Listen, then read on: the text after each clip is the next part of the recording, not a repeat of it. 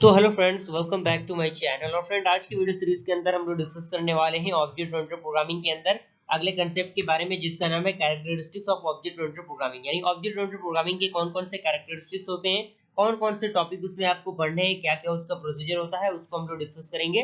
तो कैरेक्टरिस्टिक्स जब हम पढ़ना स्टार्ट करते हैं तो उसमें सबसे पहला आपका पॉइंट आता है, वो आता है ऑब्जेक्ट।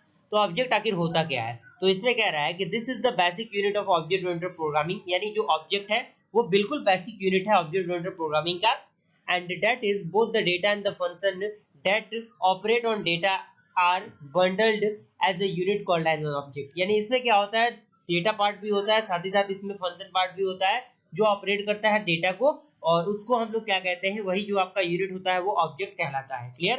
तो ये छोटे छोटे पॉइंट आपको मिलेंगे, तो आप इन चीजों को अपने नोट्स में अच्छी तरीके से लिख लीजिएगा। सेकंड आपका आता है क्लास। तो क्लास क्या होता है कि when you define a class you define a blueprint of an object. जब किसी भी ऑब्जेक्ट के रिगार्डिंग अगर आप क्लास को डिफाइन करते हैं तो उसका मतलब ये होता है कि आप एक ब्लूप्रिंट निकालते हैं। किसी भी सिस्टम को, किसी भी सॉफ्टवेयर को बनाने से पहले हम उसका एक ब्लूप्रिंट निकालते हैं, तो वही आपका क्लास होता है।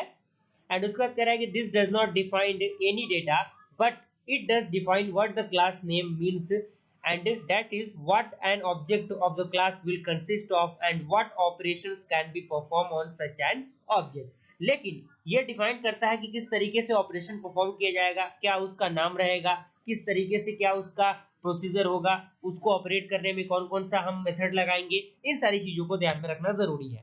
उसके बाद आपका थर्ड नंबर आता है एब्स्ट्रैक्शन।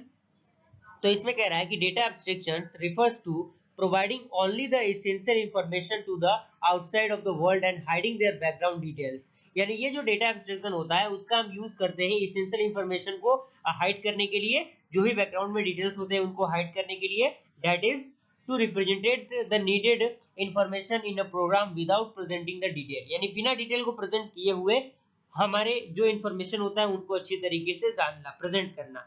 जैसे एग्जांपल की बात करें तो ये database system hide certain details of how data is stored and created and maintained। जैसे सिमिलर बात करें हम C++ classes provide a different method to the outside world without giving the internal detail about those method and data। Okay, तो यहाँ तक I hope पूरा clearly आपको समझ में आ गया होगा। देन हमारा जो अगला आता है वो आता है इनकैप्सुलेशन। तो इनकैप्सुलेशन में क्या होता है कि encapsulation is placing the data and the function that work on that data in the same place. यानी इनकैप्सुलेशन एक प्रकार का प्लेसिंग होता है, प्लेसिंग मेथड होता है, जिसमें हम डेटा को क्या करते हैं, एक सेम प्लेस में स्टोर करते हैं। उसके बाद कह रहा है कि well working with procedural language it is not always clear which function work on which variable, but object oriented programming provide you a framework to place the data and the relevant function together in the same object। लेकिन जो object oriented programming जो हमारा concept है वो एक अच्छी तरीके से फ्रेमवर्क को प्रोवाइड करता है डेटा को रिलेवेंट करने के लिए सेम ऑब्जेक्ट के द्वारा।